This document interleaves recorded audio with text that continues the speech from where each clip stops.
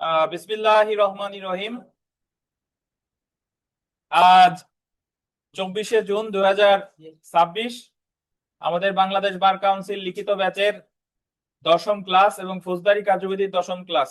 দেখেন, আমরা 23 নম্বর প্রশ্নটা একটু পড়বো। উন্মাদ আসামির বিচারের ক্ষেত্রে ম্যাজিস্ট্রেট বা দায়রা আদালতের করণীয় কি?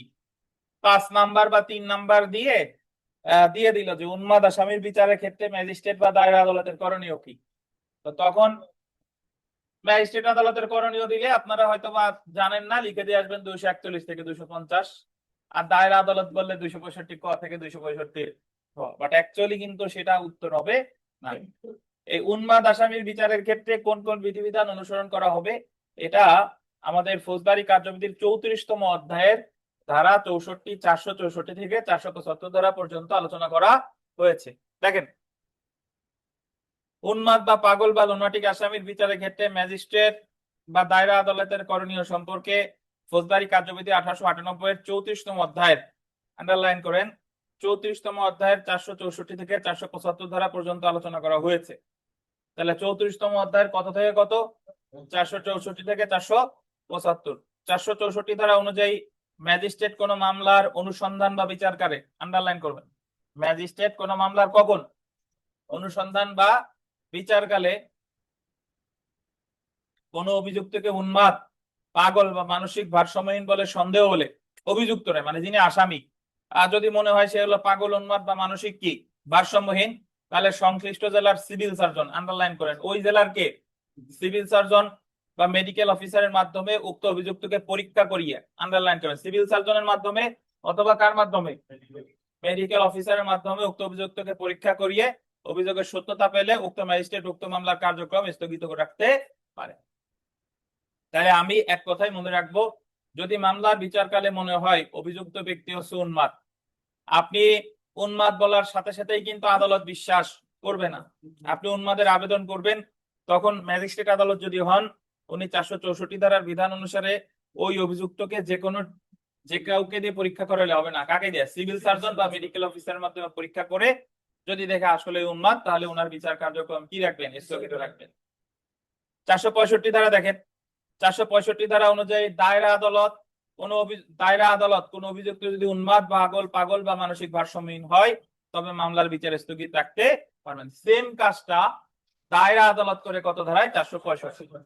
এই যে ওই যে মেডিকেল অফিসারের পরীক্ষা, এটা আছে কত, 465। তাহলে আমরা মনে রাখবো, ম্যাজিস্ট্রেট আদালত হইলে কত, 464, দায়রা আদালত হলে 465।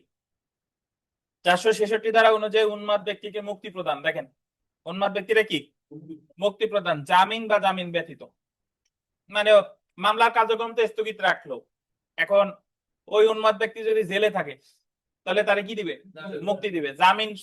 জামিনের মাধ্যমেও দিতে পারে, জামিন ছাড়াও দিতে পারে। যখন আসামিকে মানসিক বিকারগ্রস্ত, আত্মপক্ষ সমর্থনের অপরাধ বলে সাব্যস্ত করা হয়, তখন সংশ্লিষ্ট মোকদ্দমায় আসামিকে জামিনে মুক্তি দিতে পারে বা নিরাপদ হেফাজতে আটক রাখার আদেশ দিতে পারে। বলতে পারে তারা জামিনে মুক্তি দেওয়া হবে অথবা নিরাপদ হেফাজতে তারা কি রাখা হবে।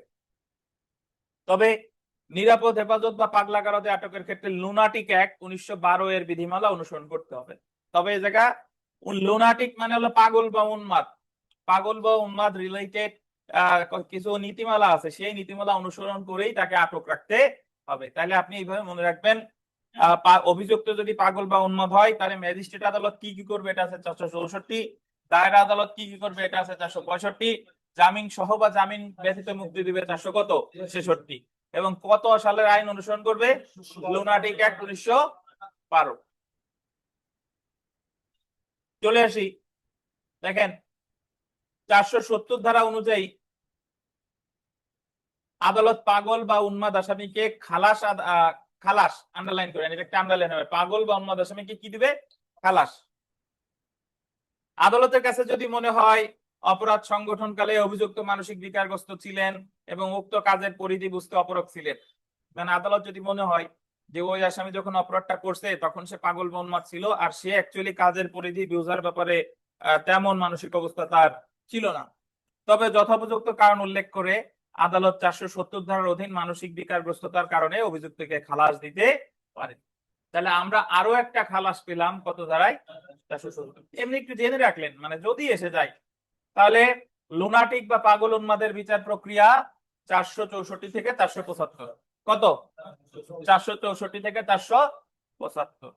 এর মধ্যে ম্যাজিস্ট্রেট 464, দায়রা আদালত 465, জামিন দিচ্ছে 466, খালাস দিচ্ছে 470। আর তার জানার প্রয়োজন নেই।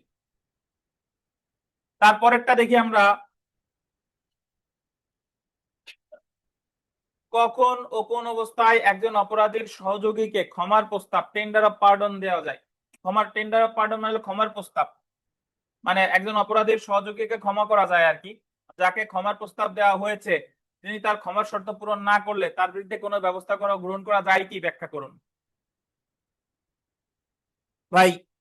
সবার আগে জানা দরকার যে একটা মামলা আপনি এজাহারের মাধ্যমে শুরু হয় বা নালিশি দরখাস্তের মাধ্যমে শুরু হয়, কিন্তু মামলাটা আপনি এজাহারে যত যাই লেখেন না কেন, নালিশি দরখাস্তে যাই লেখেন না কেন, এগুলা সাক্ষ্য দিয়ে কি করতে হয়? প্রমাণ করতে হয়। অনেক ঘটনা আছে যে সত্যই ঘটছে কিন্তু চাক্ষুষ কোনো সাক্ষী নাই। তাহলে সাক্ষ্যের অভাবে বা চাক্ষুষ সাক্ষীর অভাবে আসামিরা পার পেয়ে যাওয়ার একটা সম্ভাবনা থেকে যায়। ধরেন এরকম পরিস্থিতির একটা একেবারেই অজপাড়া গায়ে একটা বাড়িতে ডাকাতি হলো। একদল ডাকাত গাড়ি নিয়ে এসে ডাকাতি করে ধরেন ওই বাসায় যারা ছিল সবাই একেবারে গুলি করে হত্যা করে গেছে, এবং কোনো সিসিটিভি ফুটেজ টুটেজ ধরেন কিছুই নাই। কিন্তু এলাকাবাসী যখন আত্মচিৎকার শুনেছে তারা আস্তে আস্তে ডাকাত দল পালাইয়া চলে গেছে, এবং তারা এসে যখন দু একজনকে দেখলো সে বলল যে ডাকাতি করে গেছে। কাউরে চিনতে পারে নাই, সবার মুখে কালো কাপড় বাঁধা ছিল। এখন ঘটনাটা সত্য। ধরেন একদিন পর ডাকাত দলরে ধরাও হয়েছে, যারা ডাকাতি করছিল তাদের কি ধরছেও, কিন্তু এই ঘটনা তারা যে ডাকাতি করছে কোনো চাক্ষুষ কোনো সাক্ষী নাই। মানে কেউ যে এসে বলবে যে অমুক আমরা ডাকাতি করতে দেখছিলাম, এরকম কোনো কি নাই, সাক্ষ্য প্রমাণাদি নাই। তাহলে এখন করণীয়, এই ক্ষেত্রে রাষ্ট্রপক্ষ মানে আদালত বা রাষ্ট্রের তরফ থেকে ওই যারা আসামি তাদের একজনের প্রস্তাব দেয় যে তুমি যদি বাঁচতে চাও বা তোমারে খালাস দেওয়া হবে, তুমি যা যা জানো নিজেরে জড়াইয়া অন্যান্যদের বিরুদ্ধে যা যা জানো সবকিছু বলে দাও। যদি স্বীকার করো তাহলে তোমার রাজসাক্ষী বানানো হবে, এবং তুমি যদি সবকিছু ঠিকঠাক ভাবে বলো তাহলে তোমারে খালাস দেওয়া হবে আর অন্যান্যদের কি দেওয়া হবে? সাজা দেওয়া হবে। তাহলে রাজসাক্ষী কি সবসময় বানানো হয়?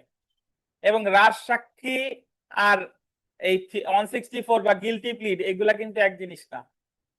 164 যে কনফেশন, এটা আসামি নিজের ইচ্ছায়, তার কোনো প্রস্তাব কিছু দেয় না, আসামি নিজের ইচ্ছায় নিজের দোষ স্বীকার করতেছে 164। গিলটি প্লিড 243 এন্ড 265 এই জায়গা চার্জ গঠনের সময় আসামি বলতেছে যে আমি অপরাধ করছি।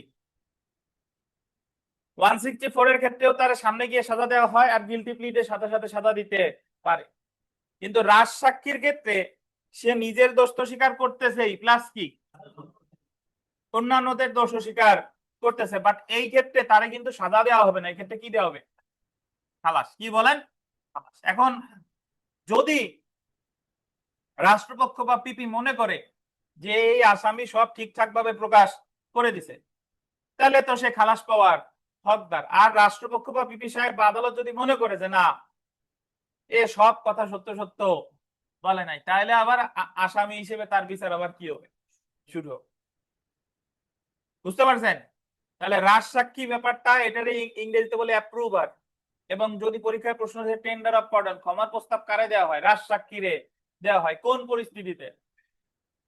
যখন কোনো মামলার চাক্ষুষ কোনো সাক্ষ্য প্রমাণাদি নেই, অথবা ওই মামলার যে সাক্ষ্য প্রমাণাদি আছে তাকে ওই মামলা প্রমাণ করা যাবে না, সেই ক্ষেত্রে আসামির যে কোনো একজনকে কিসের প্রস্তাব দেওয়া হয়?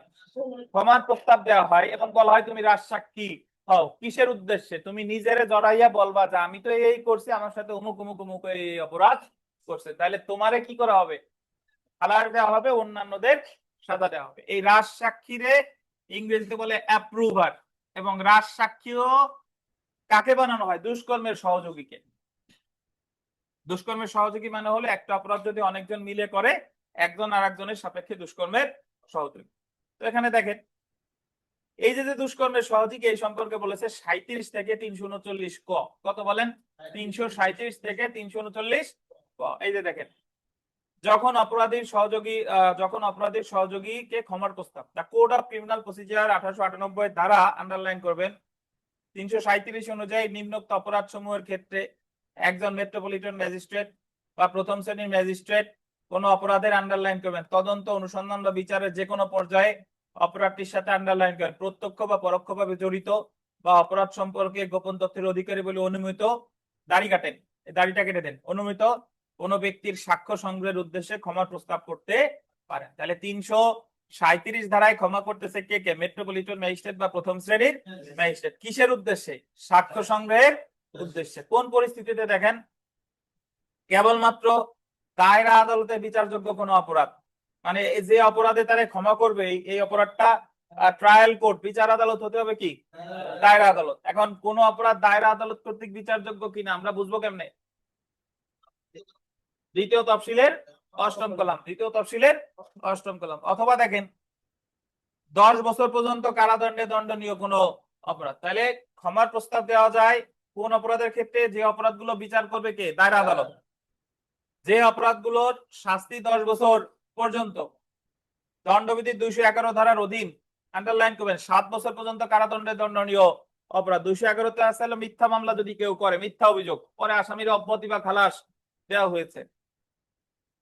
দণ্ডবিধির 216 ক, 216 ক হলো ডাকাত, দস্যু বা ডাকাতকে আশ্রয় দেওয়া।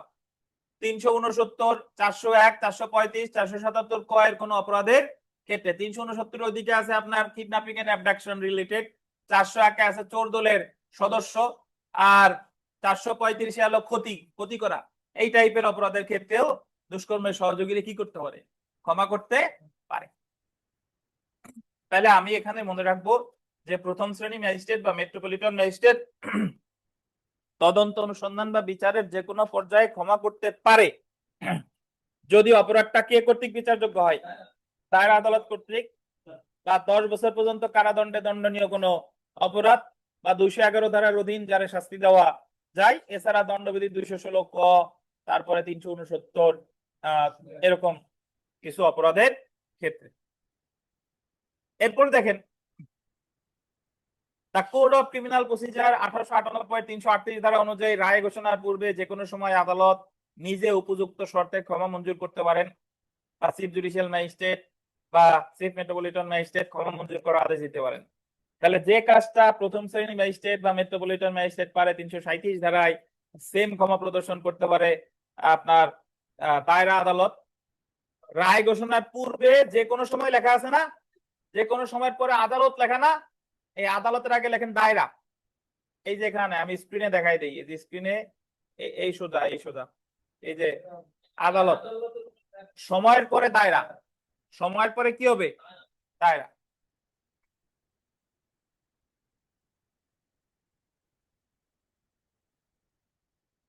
তাহলে প্রথম শ্রেণী বা ম্যাজিস্ট্রেট বা মেট্রোপলিটন ম্যাজিস্ট্রেট ক্ষমা করতে পারে 337-এ, আর chief judicial magistrate, chief metropolitan magistrate বা দায়রা আদালত ক্ষমা করতে পারে কততে? 338-এ। এবার দেখি যে সকল শর্তে একজন অপরাধীকে ক্ষমা প্রস্তাব করা হয়। যাকে ক্ষমার প্রস্তাব করা হয়েছে তার জানা মতে অপরাধটি সম্পর্কিত সম্পূর্ণ অবস্থা এবং অপরাধটি সংগঠনের ব্যাপারে মূল অপরাধী বা সহায়তাকারী হিসেবে জড়িত প্রত্যেক ব্যক্তি সম্পর্কে তাকে পূর্ণাঙ্গ সত্য ঘটনা প্রকাশ করতে হবে।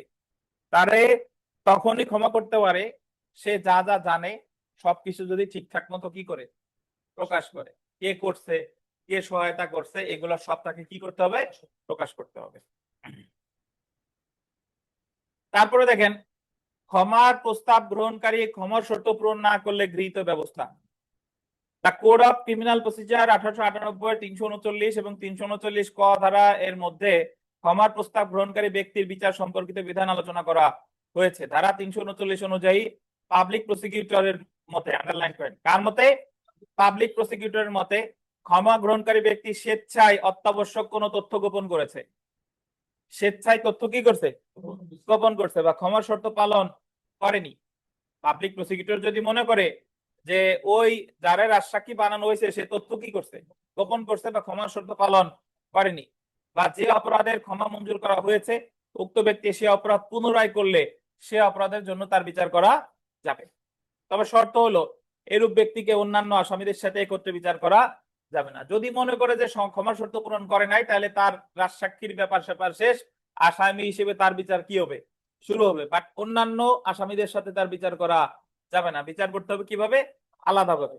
এরূপ বিচারে উক্ত ব্যক্তি, আন্ডারলাইন করেন, এরূপ বিচারে উক্ত ব্যক্তি, উক্ত ব্যক্তি মানে কি, রাজসাক্ষী আত্মপক্ষ সমর্থনে বলতে পারে যে সে ক্ষমার যাবতীয় শর্ত পালন করেছে। পিপি বলতেছে তুমি পালন করো নাই, আর সে বলতেছে পালন করছি। ক্ষমার প্রস্তাব গ্রহণকারী ব্যক্তির বিবৃতি এরূপ বিচারে তার বিরুদ্ধে সাক্ষ্য হিসেবে দেওয়া যাবে।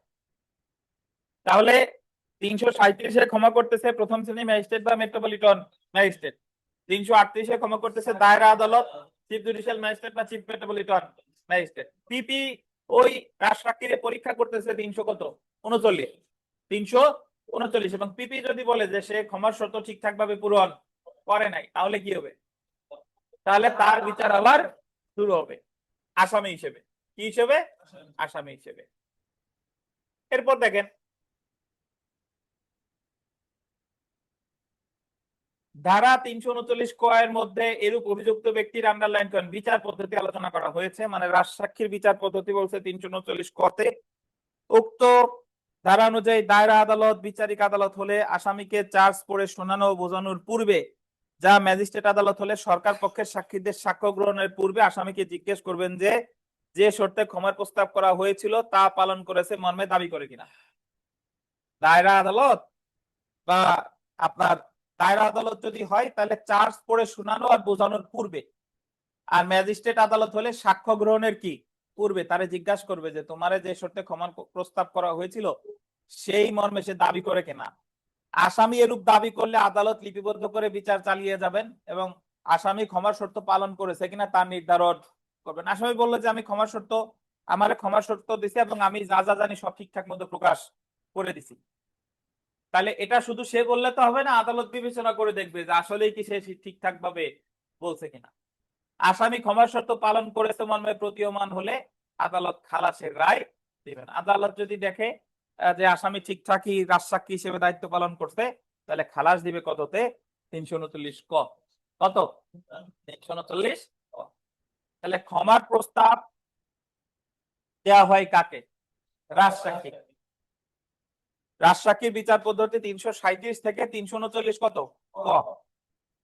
প্রথম শ্রেণীর ম্যাজিস্ট্রেট বা মেট্রোপলিটন ম্যাজিস্ট্রেট ক্ষমা করে 337, দায়রা আদালত সিজিএম বা সিএমএম ক্ষমা করে 338, পিপি পরীক্ষা করে 339, আর রাষ্ট্র আদালত পরীক্ষা করে দেখবে বা তারা খালাস দিবে 339 ক। আমরা 24-এর কতে চলে আসি, আসেন মুসাবিদা, মানে একটা নালিশি দরখাস্ত কিভাবে করতে হয়। নালিশি দরখাস্ত লেখা অলরেডি আমরা শিখে ফেলছি, ওই যে সার্চ ওয়ারেন্ট বা 107-এর মামলা যেভাবে লেখে না, নালিশি দরখাস্ত হুবহু সেভাবে লেখে, কিন্তু ওইগুলারে বলে পিটিশন মামলা আর এইগুলার বলে সিআর মামলা। দেখেন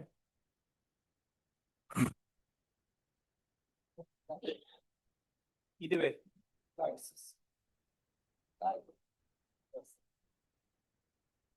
দেখেন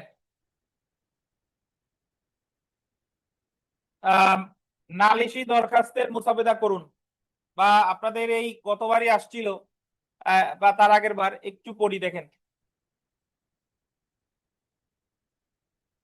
15/2/2023 তারিখ সকাল 10টায় এক্স তার বন্ধু PQR এর সাথে স্থানীয় বাজারে যাওয়ার পথে সদর থানাধীন রাজাপুর নামক স্থানে OZ তাদেরকে আটক করে 30,000 টাকা চাঁদা দাবি করে এবং প্রাণনাশের হুমকি দেয়। এই জায়গায় এক্স যাচ্ছিল এবং তার সাথে তার বন্ধু ছিল PQR। তারা যখন যাচ্ছিল এমন সময় OZ তাদেরকে বাধা দিয়ে কি দাবি করছে, চাঁদা দাবি করছে। হঠাৎ NYOZ এক্স কে এলোপাতাড়ি ঘুষি মারতে থাকে, মানে এক্স রে তাহলে মারতেছে কে কে, NYOZ। এম রাস্তার পাশে চায়ের দোকান থেকে ফুটন্ত পানি এনে এক্স এর শরীরে গরম পানি ঢেলে দেয়, এবং এম নামে একজন ব্যক্তি সে ঢেলে দিছে কি গরম পানি। এক্স মারাত্মক ভাবে আহত হয়। তাহলে এন ও জেড এনরা তিনজন হলে কথা বলে ঘুষি মারছে, আর গরম পানি এনে ঢেলে দিছে কে এম। তাহলে ঘটনা ঘটাইছে M N Y Z, M N Y Z. এই ঘটনায় তার পেনাল কোড 1860 অনুসারে প্রত্যেক আসামির ফৌজদারি দায় নিরূপণ পূর্বক একটি নালিশ প্রস্তুত করুন। এই জায়গা বলছে যে প্রত্যেক আসামি কে কি অপরাধ করছে এই ফৌজদারি দায় নিরূপণ পূর্বক একটি নালিশি দরখাস্ত কি করুন, প্রস্তুত করুন। এই হলো কথা। তো এখানে আমাদের যদি খালি চোখে, আমরা তো এখনো দণ্ডবিধি পড়ি নাই, বাট আপনাদের প্রিলি পড়া আছে, এন ওয়াই জেড এক্স কে এলোপাথারি ঘুষি মারছে 323 হয়, 300 কি হয় চাঁদা দাবি করে 385, প্রাণনাশের হুমকি দেন ওই যে 506, কত হয় 506, ফুটন্ত গরম পানি এনে ঢেলে দিছে 326, কত 326, আরো অনেক কিছু হয়, বাট এটা যে যেভাবে লিখবেন, মামলা তো লিখলে সবাই, কেউ লিখলে ধারা বেশি হয়, কেউ লিখলে ধারা কি কম হয়। আমরা নালিশের মুসাবেদাটা দেখি।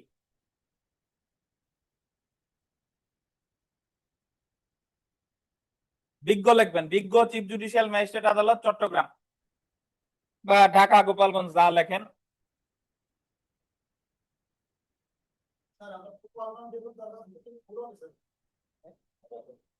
প্রশ্নে যদি উল্লেখ থাকে কোনো এলাকা সেটাই, আর না থাকলে লিখবেন, সমস্যা নাই, কোনো ভুল নাই।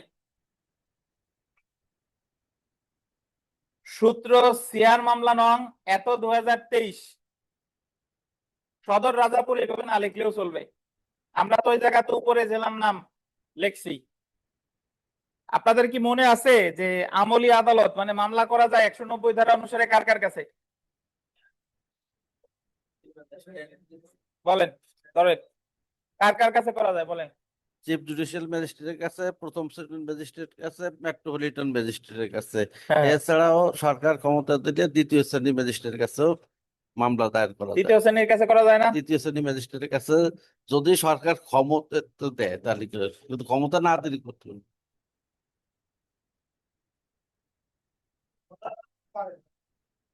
দ্বিতীয় তৃতীয় পারে যদি তারে বিশেষ ক্ষমতা দেয়, বাট নরমালি মামলা করার যারা আমলে দিতে পারে CGM, CMM, MM, first class magistrate, এই চারজন হলো পারে। আর বিশেষ ক্ষমতা যদি দ্বিতীয় তৃতীয়রা দেয় তাহলে তারাও পারে। দেখেন তো, তাহলে প্রথমে জায়গায় আমরা লিখলাম যেহেতু নালিশি মামলা বলছে, একটি নালিশি দরখাস্ত করতে বলছে, কিন্তু দেখছেন নালিশ প্রস্তুত করতে বলছে, এফআইআর না, কিন্তু কি নালিশ। তো এক্স বয়স লিখতে হয়, পিতা সাং, ইনি হলো অভিযোগকারী বা নালিশকারী। অভিযোগকারীটা নিচে হয়ে গেছে, এটা ডান সাইডে হবে। আপনাদের কি ঠিক আছে লেখা? এই যে অভিযোগকারী একেবারে নিচে হয়ে গেছে না, এটা ডান পাশে হবে আর কি, ডট ডটটা বেশি হয়ে গেছে।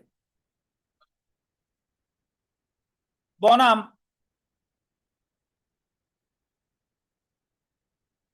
ওয়াই জেড এম এন, এরা হবে অভিযুক্ত বা কি আসামিগণ, এটাও ডান সাইড হবে, এই নিচে হয়ে গেছে।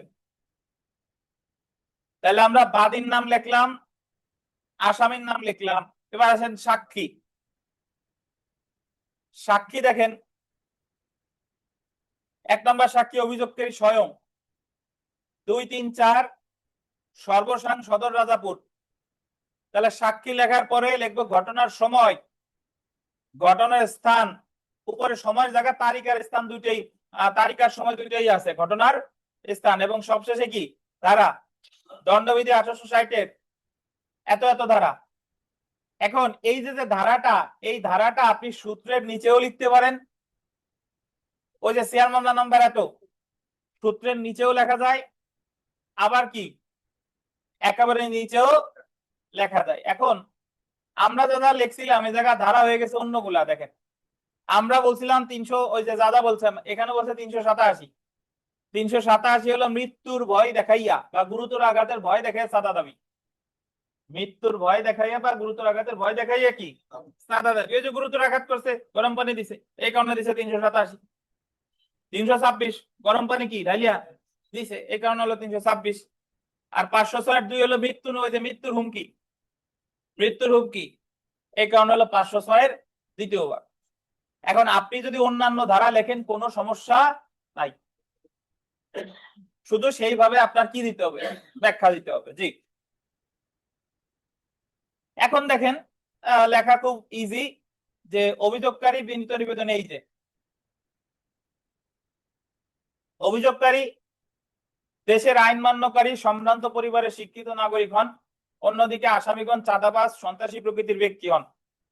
বিগত এত ইংরেজি তারিখে অভিযোগকারী এক্স তার বন্ধু পি কিউ আর কে নিয়ে বাজারে যাচ্ছিল। পথিমধ্যে রাজাপুর নামক স্থানে ওয়াইজেড তাদের পথ রুদ্ধ করে এবং সামনে এগোতে কি দেয়, বাধা দেয়।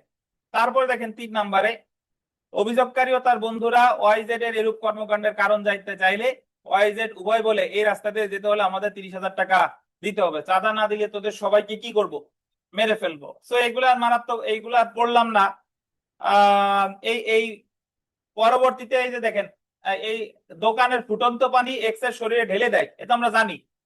এতে অভিযোগকারী এক্স মারাত্মকভাবে কি হয়, আহত হয়। পরবর্তীতে বাজারের স্থানীয় লোকজন শোরগোল শুনে এগিয়ে এলে আসামিরা পালিয়ে যায়। তখন আহত স্থানীয় লোকজন এক্স কে উপজেলা স্বাস্থ্য কমপ্লেক্সে ভর্তি করায়।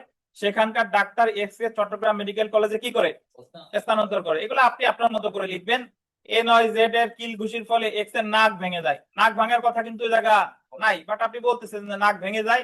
মাথার এক পাশে নীলাফেলা জখম হয়, ডান হাতের হাড় ভেঙে মারাত্মক আঘাতপ্রাপ্ত হন, ফুটন্ত পানির কারণে মারাত্মক এই হয়, ফলে দণ্ডবিধি এত এত ধারার অপরাধ সংঘটিত হয়। আপনার বলার দরকার নাই যে অমুক এই ধারার অপরাধ করছে, আপনি বলছেন অমুক এই অপরাধ করছে, এই কারণে উপরোক্ত ঘটনার সমূহতে দণ্ডবিধি এত এত ধারার অপরাধ কি হয়েছে, সংঘটিত হয়েছে। অতএব দেখেন, বিজ্ঞ আদালতের নিকট বিনীত নিবেদন এই যে, আইন ও ন্যায় বিচারের স্বার্থে আসামিগণের বিরুদ্ধে এই নালিশ গ্রহণ করত, আসামিগণের বিরুদ্ধে অপরাধ আমলে গ্রহণ করত, গ্রেফতারি পরোয়ানা জারি এবং উপযুক্ত দণ্ডে দণ্ডিত করতে কি হয়, মর্জি হয়। তা আপনি বলবেন যে উপরোক্ত কারণ সহ বিবেচনা করে মামলাটির আসামিদের বিরুদ্ধে ওয়ারেন্ট ইস্যু করতে কি হয়, মর্জি হয়। একটা সিআর মামলার সর্বোচ্চ চাওয়া কি জানেন, ওয়ারেন্ট। অথবা যে ক্ষেত্রে থানায় মামলা নিচ্ছে না, সেই ক্ষেত্রে সিআর মামলা কইরে আমরা দাবি করতেছি যে এফআইআর হিসেবে রেকর্ডের আদেশ দিতে মর্জি হয়, তখন তার ওটা সিআর থাকে না। কিন্তু যদি আপনি সিআর ফরম্যাটেই চান, তাহলে সিআর ফরম্যাটে চাইলে সবচেয়ে বেশি যে জিনিস চাওয়া যায় সেটা হলো কি, ওয়ারেন্ট। তারপরে এই তিতাং এই এবং সংযুক্তি, ওই যে সংযুক্তি কি কি দিলেন, যে অভিযোগকারীর অভিযোগের ফটোকপি 1 ফটো, ডাক্তারের প্রেসক্রিপশন 3 ফটো, মেডিকেল রিপোর্ট কয় ফটো, 1 ফটো, আঘাতের ছবি 8 ফটো। সংযুক্তি দেন বা না দেন ইতিতাং পর্যন্ত কি দিতে হবে। এই হলো আমার নালিশি দরখাস্তের ফরম্যাট। ওই যে এর আগে যে সার্চ ওয়ারেন্ট করছিলাম বা আপনার 107 হুবহু কি সেরকমই, খালি ওইটারে বলতাম পিটিশন মামলা আর এটারে বলতেছি কি, সিআর মামলা। আমরা সাধারণ ডায়েরির একটা ফরম্যাট দেখি, আসেন, জিডি জিডি।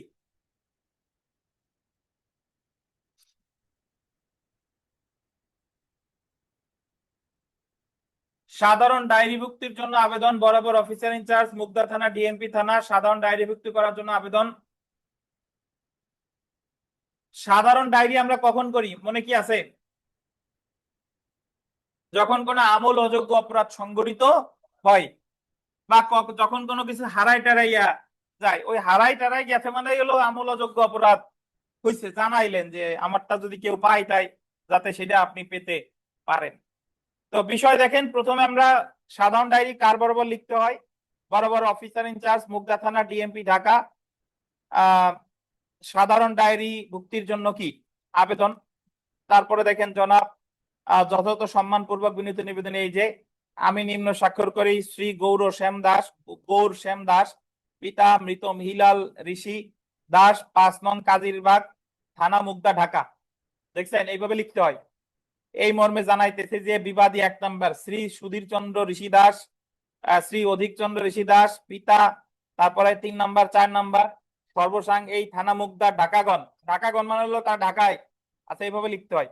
সহ আরো অজ্ঞাতনামা 4-5 জন যুবক শ্রেণীর লোকজন নিয়ে গত আন্ডারলাইন করবেন 21/7/2000 ইংরেজি তারিখ বিকাল আনুমানিক 5 ঘটিকার সময় আমরা উল্লেখিত ঠিকানার বসত বাড়িতে তাহারা আমার হবে আমরা হয়ে গেছে আমার উল্লেখিত ঠিকানার বসত বাড়িতে তাহারা অন্যায় বেআইনি এবং জোরপূর্বক গ্যাস বিদ্যুৎ ও পানির লাইন লওয়ার জন্য কোদাল শাবল খুন্তি হাতুড়ি ইত্যাদি দ্বারা কাজ করিবার চেষ্টা করিলে আমি আমার স্ত্রী পুত্র স্থানীয় লোকজন সহ বাধা দিলে তাহারা কাজ করতে না পারিয়া ঘটনাস্থলেতে চলিয়া যায়। মানে ওই যে যাদের বিরুদ্ধে জিডি করতেছি তারা গ্যাসের লাইন পানির লাইনের জন্য খোঁড়াখুড়ি শুরু করছে অনুমতি না নিয়ে, ওনরা এদেরকে কি দিছে, বাধা দিছে। এবং যার সময় তাহারা এই বলিয়া হুমকি দেওয়া যায় যে যে কোনো প্রকারই হোক 7 দিনের মধ্যে আরো অধিক লোকজন বলিয়ান হইয়া আমরা আমার বসত বাড়ির হবে, আমার বসত বাড়ির মাঝখান দিয়া বাদী হয়ে গেছে, আমার বসত বাড়ির মাঝখান দিয়া গ্যাস বিদ্যুৎ ও পানি লাইন লইয়া যাইবে। আমি বিষয়টি লিয়া মানসিকভাবে কি আছি, চিন্তিত আছি। এইভাবে লেখার পরে অতএভুক্ত ঘটনার বিষয়টি ভবিষ্যতের জন্য আপনার থানায় সাধারণ ডায়েরিভুক্ত করিতে কি হয়, মর্জি হয়।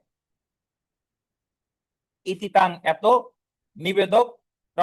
এখানে আপনার স্বাক্ষর হবে, যিনি করলেন পিতা, এবং সবশেষে ঠিকানা এবং মোবাইল নাম্বার। এটা হলো জিডির ফরম্যাট।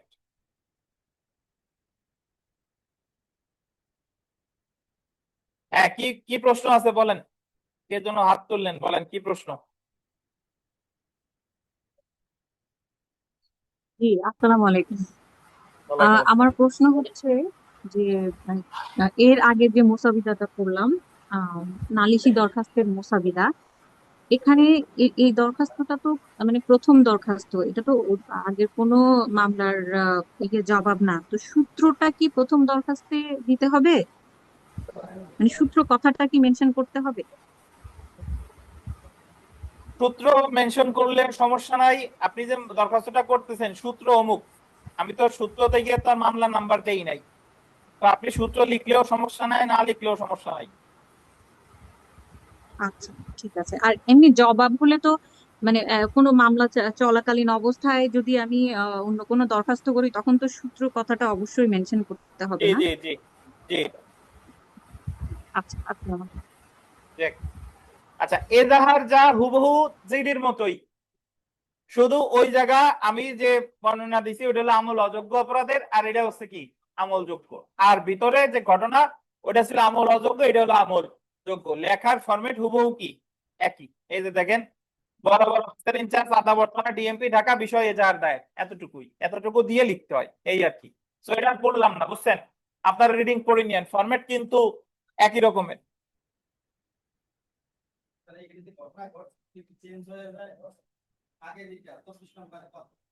আমি তো জাস্ট এই জিডি এজাহার এগুলো আমি একটু আপনাদের বলি, এই জিনিসগুলা তো আপনাদের এইভাবে আসবে না। আপনার তো জানতে হবে ফরম্যাট, ওখানে একটা ফ্যাক্ট দিয়ে দিবে, একটা ঘটনা দিয়ে দিবে, বলবে যে আপনার এজাহার লেখেন বা একটা সাধারণ ডায়েরি করেন, অথবা বলতে পারে যে এই ঘটনার প্রেক্ষিতে করণীয় কি, একটা মুসাবিদা করেন। ওই ফ্যাক্ট দেখে হচ্ছে আপনার ওই জিনিসগুলা লিখতে হবে। হ্যাঁ, কোনো সমস্যা নাই। দেখেন,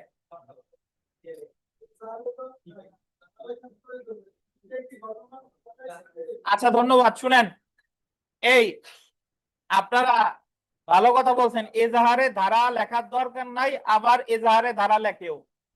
কেমনে? কারণ এই যে আমি যে দরখাস্ত লিখছি এই জায়গা তো কোনো জায়গায় ধারা আছে? ধারা নাই। যে অমুক আমার একজন বলতেছে যে এই এজাহারে যদি এই জায়গা পড়ে অমুক আমার মেয়েরা অপহরণ করে নিয়ে গেছে, কত ধারায় পড়ছে আমার ধারা দেখার দরকার নাই। ধারা দেয় কে?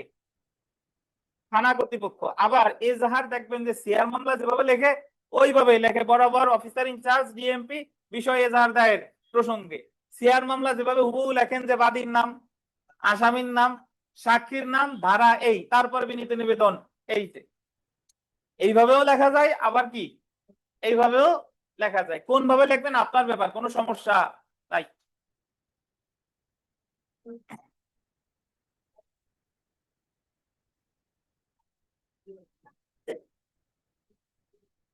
দেখেন, আমরা 25 নম্বর প্রশ্নে আসি।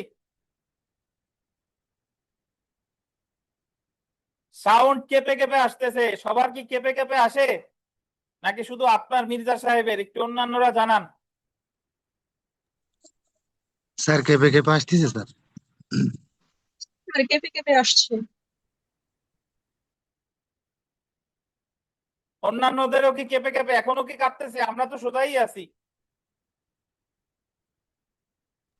স্যার একটু হালকা কাটছে, ওরকম না আর কি। আচ্ছা দেখেন,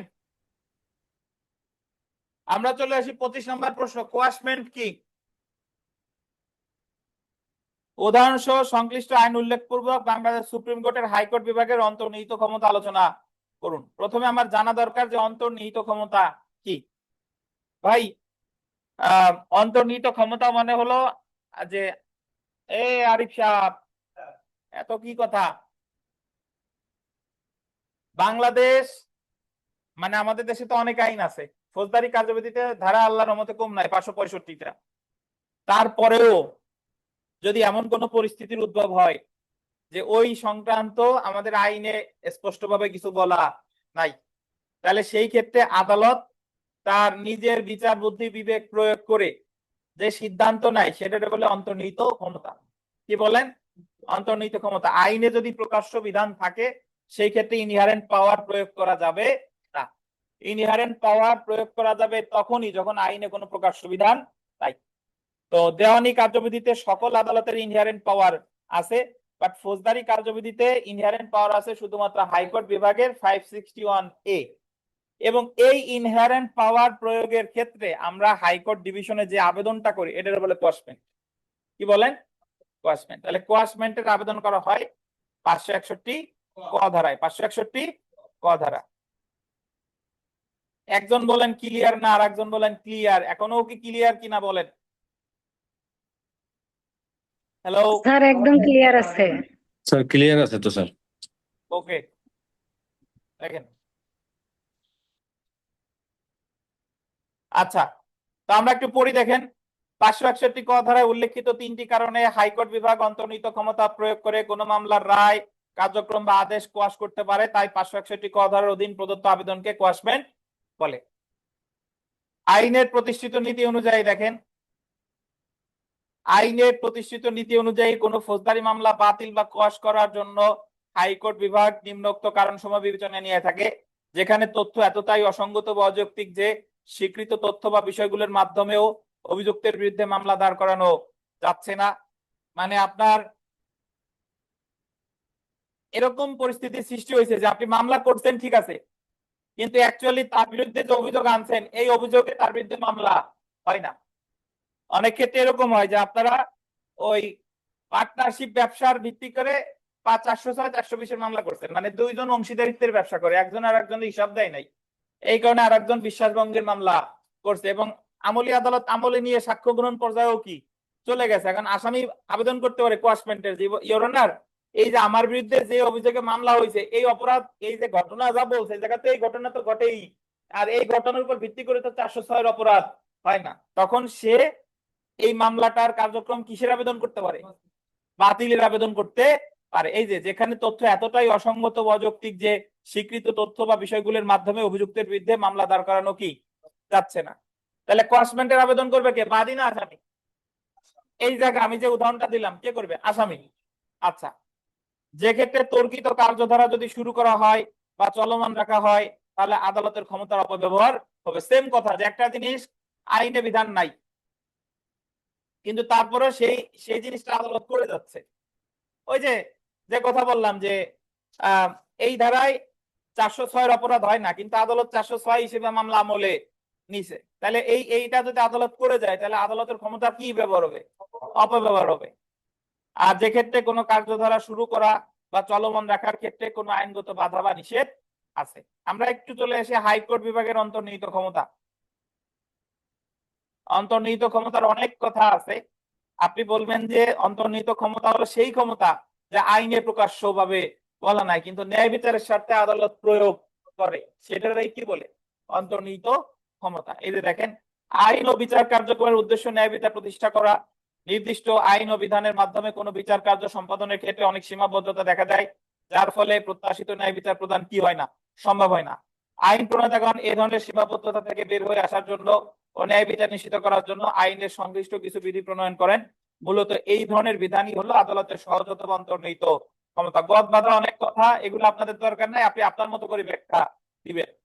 আদালতের অন্তর্নিহিত ক্ষমতা বলতে এমন ক্ষমতাকে বোঝায় যা আন্ডারলাইন করবেন, আইনে সরাসরি বলা না থাকলেও আদালত সেই ক্ষমতা বলে ফলপ্রসূ উদ্দেশ্য অর্জনে তা প্রয়োগ করতে পারে। সাধারণত অন্তর্নিহিত ক্ষমতার কথা আদালতে বলা থাকে না, আদালত মানে আইনে বলা থাকে না, আদালত তার মানে নিজের বিবেক অনুযায়ী এটা কি করে প্রয়োগ করে।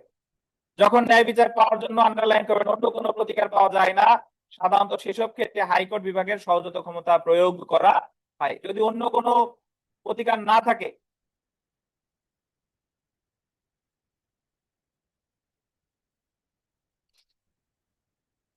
আচ্ছা আপনারা অন্যদেরও কি সমস্যা আছে সাউন্ডের? আপনারা কি বলেন? আমার তো এখানে টেকনিক্যালি কোনো সমস্যা নাই, কিন্তু আপনাদের কেটে কেটে যাচ্ছে স্যার, এরকম মনে হচ্ছে কেন? স্যার সম্ভবত এখানে নেটওয়ার্কের সমস্যা আছে, এই জন্য কেটে কেটে আসতেছে স্যার। জি স্যার সমস্যা স্যার আসলে কেটে কেটে আসতেছে মাঝে মাঝে। এটা শুরু থেকে মাঝে মাঝে। স্যার স্যার এটা কাটা না, এটা হচ্ছে মনে হয় যে সাউন্ড সিস্টেমটা আছে ওইখানেই প্রবলেমটা হচ্ছে, আপনার সাউন্ডটা ফেটে আসতেছে। নেটওয়ার্ক প্রবলেম না, আমার মনে হচ্ছে স্পিকারের কোথাও প্রবলেম হচ্ছে স্যার। আমার তো স্পিকার দিয়ে তো আমি কথা বলি না, আমি তো মাইক্রোফোন দিয়ে কথা বলি। এখন ওই কি তাহলে শুনেন? স্যার মাইক্রোফোনটাতে এখন ঠিক আছে স্যার, এখন স্যার, এখন ক্লিয়ার আছে স্যার, এখন কথা ক্লিয়ার। আচ্ছা ঠিক থাকলে যখন শুনেন, ওইটা মনে হয় আগে কোথাও কষ্ট করে শেষ নাড়াচাড়া করি করছে। আসেন। দেখেন, জি স্যার। যদি অন্য কোনো প্রতিকার থাকে তখন সেক্ষেত্রে ক্ষমতা প্রয়োগ করা যাবে না। এটি একটি অনন্য সাধারণ ক্ষমতা এবং এই ক্ষমতা ন্যায় বিচারের স্বার্থে অনন্য সাধারণ পরিস্থিতিতে ব্যবহার করতে হবে। এখন অনেক কথাই জায়গা বলা যায়, বাট মেইন কথা হলো এই যে দেখেন যে ফৌজদারি কার্যবিধির ধারা 561 ক ধারা অনুসারে হাইকোর্ট বিভাগ অন্তর্নিহিত ক্ষমতা প্রয়োগ করতে পারে। ধারা 561 ক অনুসারে নিচের গোলদেন তিনটি ক্ষেত্রে, কয়টি ক্ষেত্রে? তিনটি ক্ষেত্রে হাইকোর্ট বিভাগ তার সহজত বা অন্তর্নিহিত ক্ষমতা প্রয়োগ করতে পারে। তিনটা ক্ষেত্র হলো কি কি দেখেন? ফৌজদারি কার্যবিধির অধীন প্রদত্ত কোনো আদেশ কার্যকর করার জন্য, কোনো আদেশ কি কার্যকর করার জন্য, কোনো আদালতের কার্যক্রমের অপব্যবহার প্রতিরোধ করার জন্য, আর অন্য কোনো ভাবে ন্যায় বিচার নিশ্চিত করার জন্য। এই তিনটাই আমরা নিচে ব্যাখ্যা দিব। দেখেন, প্রথমে দেখেন ফৌজদারি কার্যবিধির অধীন প্রদত্ত কোনো আদেশ কার্যকর করার জন্য। ফৌজদারি কার্যবিধির 561 ক ধারার অধীন প্রদত্ত কোনো আদেশ কার্যকর করার জন্য হাইকোর্ট অন্তর্নিহিত বা সহজত ক্ষমতা প্রয়োগ করতে পারে।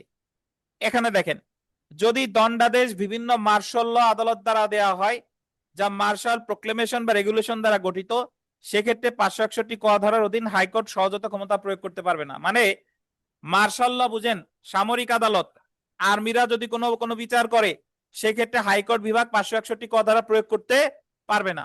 অর্থাৎ মার্শাল রেগুলেশন দ্বারা গঠিত মার্শাল আদালত দ্বারা কোনো আদেশ দেওয়া হলে হাইকোর্ট সহজতা ক্ষমতা প্রয়োগ করতে পারবে না। এছাড়া আদালত কর্তৃক এজাহার বা চার্জশিট গ্রহণের আগে, আন্ডারলাইন করেন, এজাহার বা চার্জশিট গ্রহণের আগে 561 ক ধারার সুবিধা গ্রহণ করা যায় না। কোনো মামলা যদি আপনি বাতিল করতে চান তাহলে যেতে হবে চার্জশিট গ্রহণের পরে, চার্জশিট গ্রহণের পরে।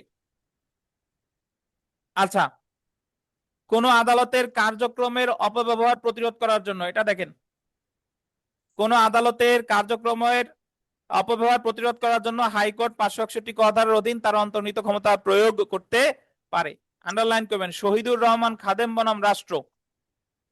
শহীদুর রহমান, হ্যালো, কেউ শব্দ করলেন নাকি?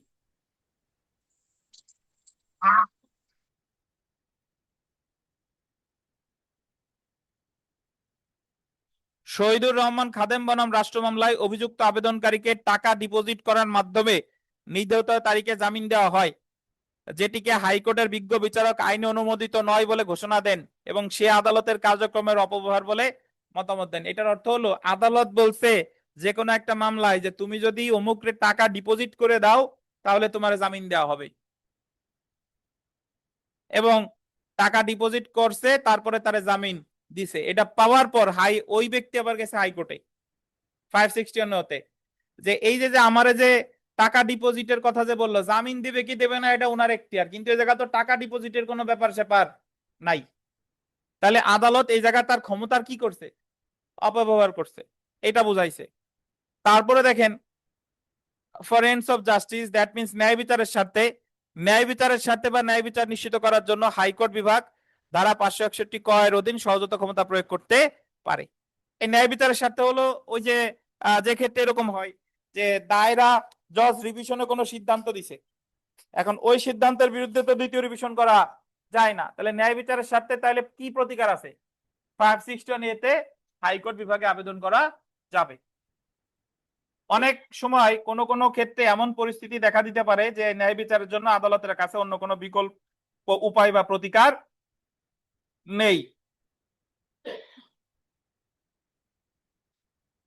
এক্ষেত্রে হাইকোর্ট বিভাগ ন্যায় বিচারের স্বার্থে তার অন্তর্নিহিত ক্ষমতা প্রয়োগ করতে পারে, যেমন দায়রা জজ 439 ক ধারায় রিভিশন ক্ষমতা প্রয়োগে কোনো সিদ্ধান্ত দিলে উক্ত ক্ষেত্রে হাইকোর্ট বিভাগে দ্বিতীয় রিভিশন করা যায় না, কিন্তু হাইকোর্ট বিভাগ 561 ক ধারায় কি করা যায়?